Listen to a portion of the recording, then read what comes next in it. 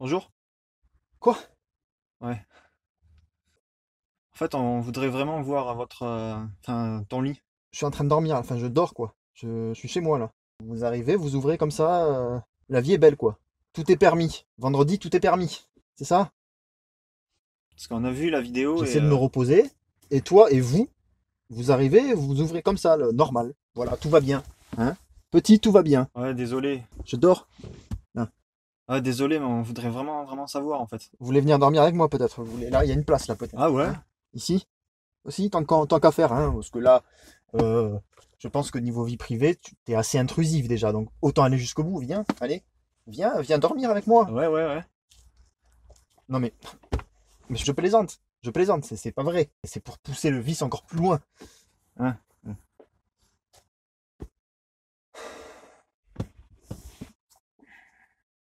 On a vu la vidéo et on voudrait savoir pour ton lit, comment t'as fait? Être informé, on voudrait être informé dessus. S'il te plaît. Ok, c'est bon, j'arrive, j'arrive. Ferme la porte, enfin ferme la porte quand même. Je suis tout nu là, je vais m'habiller avant. Je suis à poil là. Hein? Je désire m'habiller, je souhaite m'habiller là. Ah ouais, pardon. Ferme la porte s'il te plaît. Ouais. Ouais.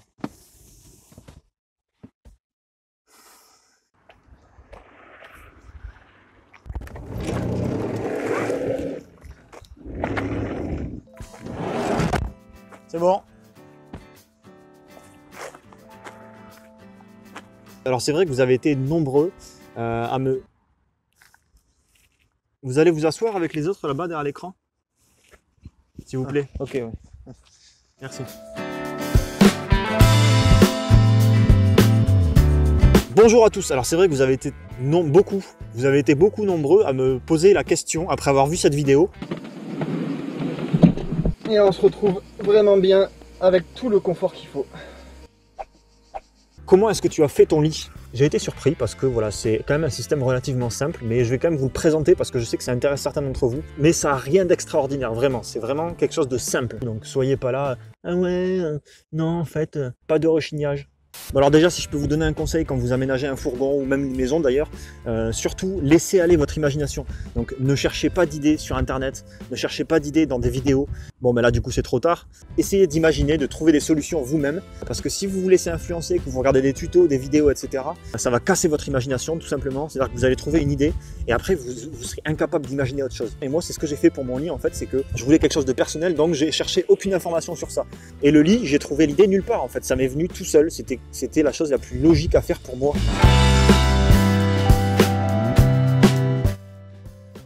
Alors je me suis dit en fait, je veux un canapé qui se transforme facilement en lit et je voulais que ce soit facile.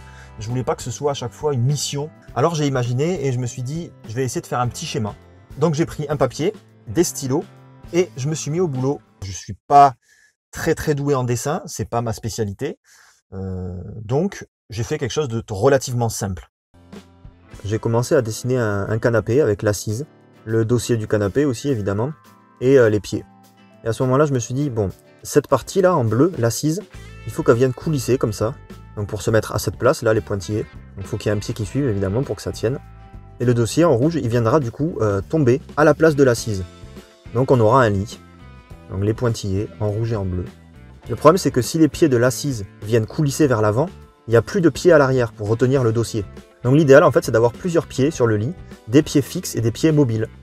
Et du coup j'ai eu ma réponse. Alors j'ai laissé tomber ce schéma et je me suis mis sur un logiciel de conception que je connais bien, un logiciel de conception 3D que j'utilise régulièrement et que j'arrive assez bien à manipuler, donc je me suis dit pourquoi pas en profiter. Le but c'était de reproduire ce schéma en fait en 3D, en l'améliorant et en le finalisant en fait. Je vais pas vous montrer toute la procédure pour la conception parce que ça prendrait clairement 3 plombes. Hein. Je sais même pas ce que je dois dire, je commence la vidéo comme ça sans savoir ce que je dois dire. C'est parfait, hein, voilà. L'avantage d'utiliser des logiciels comme ça 3D, c'est en fait de réaliser ce que vous allez faire en vrai, mais virtuellement. Donc vous pouvez tout modifier à l'infini, et une fois que vous êtes sûr que les codes sont bonnes et que tout est bon, ça vous permet d'acheter les matériaux aux bonnes dimensions, d'oublier aucun matériau surtout. Je vais commencer par modéliser mon fourgon. Le sol, donc à la bonne taille, les portes arrière, le caisson du paramoteur, parce que je me suis fait un coffre pour ranger mon paramoteur, la paroi gauche et la paroi de devant, qui sépare l'habitacle de la zone habitable. Toute cette zone est faite vraiment aux vraies dimensions. Donc c'est une échelle 1-1. Après, je me suis amusé à faire les casiers en blanc, les fenêtres, etc. Alors, ça, c'est pas forcément utile, hein. On peut tout à fait laisser le fourgon comme ça. C'est pas très joli, mais voilà. Puis on s'en fout. Donc j'ai une base, j'ai représenté mon environnement. Alors moi, mon lit, je n'ai pas utilisé de sommier, j'ai utilisé juste des planches. J'ai commencé par modéliser la partie fixe du lit qui est représentée en vert. Parce que comme je l'ai expliqué juste avant, il faut qu'il y ait une partie fixe qui permette de tenir le dossier. Donc c'est des pieds qui font toute la largeur du lit côté dossier. Donc j'ai mis plusieurs pieds parce que étant donné que ça va être une planche, bon, il faut qu'elle soit maintenue à plusieurs endroits différents. Et là on voit des rails, petites encoches qu'on voit ici. Donc il y en a une ici, entre le coffre du paramoteur et le premier pied, il y en a une ici, un rail ici, un rail ici et un rail ici. Voici la partie mobile en bleu. La partie mobile, c'est l'assise du canapé. Elle bouge dans ce sens-là. Donc là, ce sera l'assise en mode canapé. Je vais faire apparaître le dossier. Tac, en rouge. On a notre canapé avec le dossier qui repose contre le mur. Alors j'ai mis des petits tampons sur le mur pour pas que ça l'abîme. Et l'assise qui est normale, donc en mode canapé. Et lorsqu'on va faire venir glisser l'assise, on voit que les pieds fixes ne bougent pas. Les pieds bleus de l'assise suivent. L'assise, elle a ses propres pieds. Et les pieds fixes permettent au dossier de tenir. Et donc on est en mode lit là. À ce niveau-là, on est en mode lit. En mode peinard quoi. Donc c'est tout simple. Vous voyez, c'est un système vraiment, vraiment tout simple. Voilà, après on a les coussins qui se mettent sur le lit, c'est un matelas. En fait, j'ai pas fait un matelas entier d'une seule partie. Je voulais faire différents coussins pour les aérer, pour les sortir du fourgon, c'est beaucoup plus simple. Et puis je sais très bien que de temps en temps, j'ai besoin d'enlever les coussins juste pour pouvoir avoir la partie plate du lit, ou même pour la douche par exemple. Pour créer ma douche, j'avais besoin d'enlever les coussins et du coup ça m'a servi. C'est pour ça que j'ai voulu faire différents coussins pour que ce soit modulable. Une fois que cette CAO est terminée, le but maintenant c'est d'acheter les matériaux, donc on a les bonnes dimensions. Alors le fait d'avoir modélisé ça sur CAO, ça a des avantages, mais la plupart des gens ne peuvent pas forcément le faire. C'est pas forcément évident si vous avez la possibilité de réaliser des schémas un peu plus poussés pour vraiment ne pas se planter après lors de l'achat des matériaux. Donc c'est bien d'aller dans les détails et de savoir vraiment où on va. Alors là en l'occurrence on aura besoin de planches pour faire l'assise et le dossier, pour faire aussi les pieds du lit, des tasseaux pour faire les rails par exemple, une charnière pour faire la liaison entre le dossier et l'assise, et de quincaillerie, donc de vis et d'équerre, etc. Sur ma page Facebook, j'ai un album photo avec toutes les photos de l'aménagement de mon van en détail. Si vous vous posez des questions par rapport à cet aménagement-là, je vous invite à aller voir. Vous fouillez sur ma page Facebook Le Chat qui vole. Ensuite, du coup, on passe au montage, c'est-à-dire la découpe des planches si nécessaire, le vissage, la mise en place des équerres, etc. Tout le truc, hein, voilà, tout le truc de bricoleur. Et une fois que c'est fait, il y a sûrement, probablement des petits ajustements à faire, etc. Des petites modifications, des petites améliorations. Alors maintenant, je vais vous donner les avantages et les inconvénients de ce que j'ai mis en place. Déjà, il faut savoir que les planches pour faire les pieds du lit que j'ai pris font 4 cm d'épaisseur, donc c'est énorme. Mon lit est complètement surdimensionné, voilà, il est solide. C'est un avantage, mon lit est solide. Voilà, on va pas rentrer plus loin dans les détails, mais mon lit est solide. Mais il aurait pu être beaucoup plus simple. Moi, si j'ai pris ces planches, c'est parce qu'il y avait des promos en fait sur ces planches-là, donc j'ai pris ces planches-là. Je me suis rendu compte après 1 an de vie en van, le gros désavantage qu'elles ont, c'est qu'en fait c'est du médium. Avec l'humidité, elles ont un petit peu gonflé. J'ai utilisé aussi ce bois pour ranger mes réserves d'eau. Avec l'humidité, on voit que le bois il a gonflé un petit peu. Et du coup, le lit maintenant est un petit peu plus difficile à ouvrir. Donc prenez du bois qui soit résistant à l'humidité et qui gonfle pas. C'est très con de faire ça. J'aurais dû y penser, mais j'y ai pas pensé. Donc voilà, c'est mon premier van. Je ferai pas la même erreur lors du prochain. J'aurais pu aussi ajouter des rails coulissants sous les rails. J'ai pas estimé ça nécessaire. J'ai mis déjà des tampons coulissants, ça suffit largement. Mais voilà, si on veut faire vraiment un lit qui se déplie facilement et qui se replie très facilement, on peut ajouter des rails. Je me suis rendu compte aussi, lorsque je roulais, de différents problèmes. C'est-à-dire que quand je prenais un rond-point, par exemple, mon lit se défaisait tout seul. Donc mon canapé passait en mode lit tout seul, de manière autonome. Donc en fait, mon lit glissait sur le sol. Pour empêcher ça, j'ai tout simplement mis des verrous, en fait. Donc des verrous qui relient les pieds fixes aux pieds mobiles. Du coup, ça se déplie plus.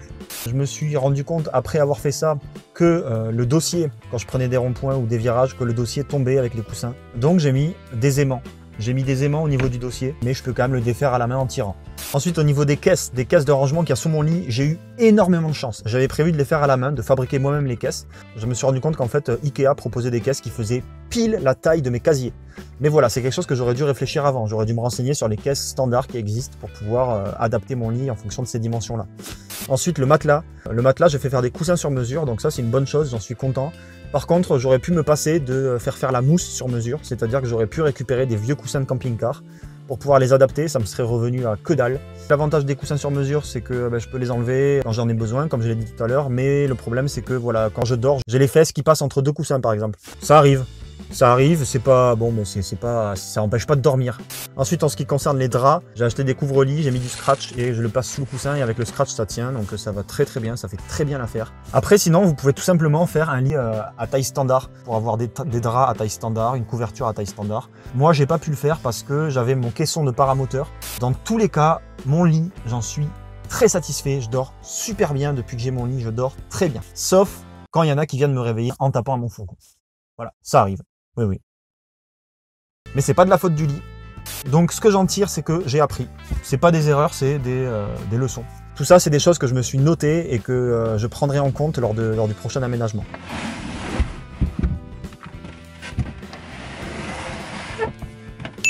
N'oubliez pas de laisser un petit pouce bleu juste en bas, un commentaire, dites-moi ce que vous en avez pensé, si vous aussi vous avez des idées originales ou un peu chelou pour votre lit. Surtout, abonnez-vous à la chaîne, voilà, même si ça vous plaît pas, après vous vous désabonnerez, mais pour l'instant, abonnez-vous. Cliquez juste en dessous, j'espère que ce petit tuto vous aura plu. Je vais me coucher d'ailleurs, allez, c'est la nuit, je vais me coucher. Je vous embrasse, je vous souhaite une bonne nuit et je vous dis à très bientôt.